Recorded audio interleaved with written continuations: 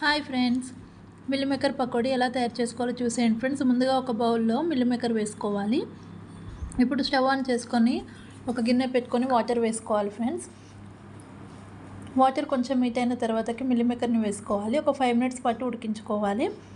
5 minutes తర్వాత stove off చేసేసుకొని water అంతా తీసేసి ఒక స్ట్రైనర్లో వేసుకోవాలి. ఇప్పుడు మిల్ మేకర్ని ఒక బౌల్లో వేసుకోవాలి ఫ్రెండ్స్. ఇప్పుడు స్పైసీనెస్కి తగ్గట్టుగా కారం వేసుకోవాలి. రుచికి సరిపడా సాల్ట్ వేసుకోవాలి. కొద్దిగా ధనియా పౌడర్ వేసుకోవాలి. కొంచెం అల్లం వెల్లుల్లి పేస్ట్ వేసుకోవాలి. కొద్దిగా గరం మసాలా వేసుకోవాలి. కొద్దిగా పసుపు వేసుకోవాలి. కొంచెం బియ్యం పిండి వేసుకోవాలి. కొంచెం శనగపిండి వేసుకోవాలి.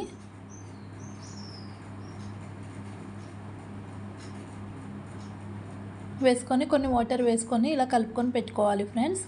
ఇప్పుడు స్టవ్ ఆన్ చేసుకోవాలి. స్టవ్ ఆన్ చేసుకొని కడాయి పెట్టుకొని డీప్ ఫ్రైకి సరిపడా ఆయిల్ వేసుకోవాలి. ఆయిల్ హీట్ అయిన తర్వాతకి మిల్ మేకర్స్ని కొన్ని ఆయిల్లో వేసుకోవాలి ఫ్రెండ్స్. మీడియం ఫ్లేమ్లో పెట్టుకొని మంచి కలర్ వచ్చేంత వరకు ఫ్రై చేసుకోవాలి.